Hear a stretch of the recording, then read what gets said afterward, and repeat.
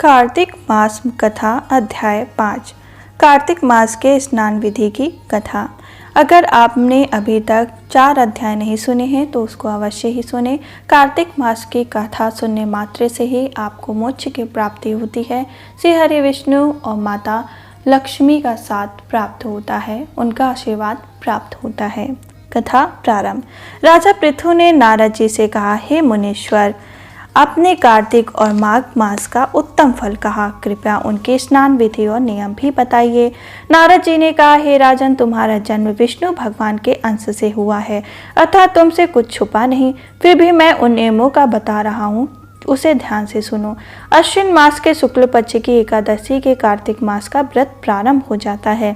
व्रत करने के दिनों में आलस्य का त्याग कर देना चाहिए। व्रत करने वाले को चाहिए कि वह रात्रि के चतुर्थ प्रहर में नींद छोड़कर जग जाए। समुद्र ब्रह्म मुहूर्त में उठकर जल से भरा पात्र लेकर निवास गांव से बाहर पूर्व या उत्तर दिशा में शौच के लिए जाए। दिन में और संध्या के समय यज्ञ पवित्र को कान पर चढ़ा ले। उत्तर को मुंह कर भूमि पर तृण बिछावे और सिर को कपड़े से ढक ले।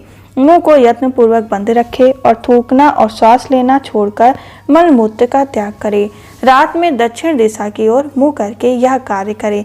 यदि मुख शुद्धि न की हो तो मनुष्य का मंत्र जप फलदायक नहीं होता। अतएव यंत्र पूर्वक मुंह धोना चाहिए और दांतों और जीभ की सफाई करनी चाहिए। इसके बाद 12 अंगुल की दातुन लेकर दांतों को शुद्ध कर दातुन किसी भी दूध वच्छ से अपने मुख को स्वच्छ रखना चाहिए और मुख शुद्धि के बाद स्नान आदि से निवृत्त होकर प्रसन्न मन से विष्णु और शिव जी के मंदिर में जाएं। वहां जाकर पुष्प, गंध, तांबुल आदि लेकर भक्ति के साथ अलग अलग बात आदि से उनका पूजन करें।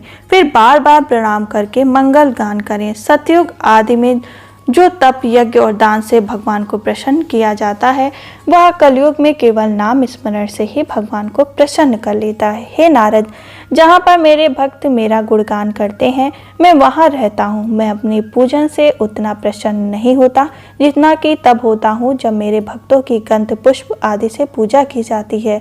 मेरी पौराणिक कथाओं को सुनकर या मेरे भक्तों के गान को सुनकर जो मूर्ख लोग निंदा करते हैं, उनसे मैं प्रसन्न नहीं रहता। शिरीष, धतूरा, सेमुल, आको, अम्ल, ताश के पुष्पों तथा चावलों से विष्णु की पूजा नहीं की जाती। इस प्रकार गुड़हल, बिना खिला पुष्प, सीरज, जूही, चमेली और केतकी के पुष्पों से शिव जी की पूजा नहीं करनी चाहिए। लक्ष्मी प्राप्ति के साधक को तुलसी पात्र से गणेश जी की और दुर्गा से भगवती दुर्गा की पूजा नहीं करनी चाहिए। लक्ष्मी चाहने वाले को अगस्त के फूलों से सूर्य का पूजन नहीं करना चाहिए। जिस देवता के लिए जो पुष्प ग्रास है, उन्हें उसी की अर्चना करनी चाहिए।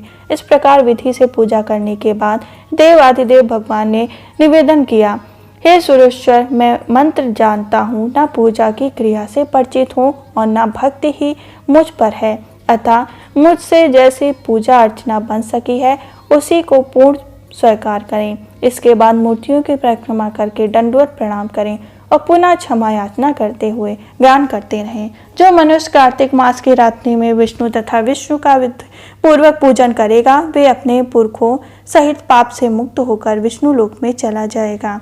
इस प्रकार हमारा 5वां अध्याय संपन्न हुआ, जिसमें कार्तिक मास के महात्म, पूजा, स्नान की विधि बताई गई। अब हम फिर मिलेंगे दूसरे अध्याय के संग। तब तक के लिए जय श्री विष्णु।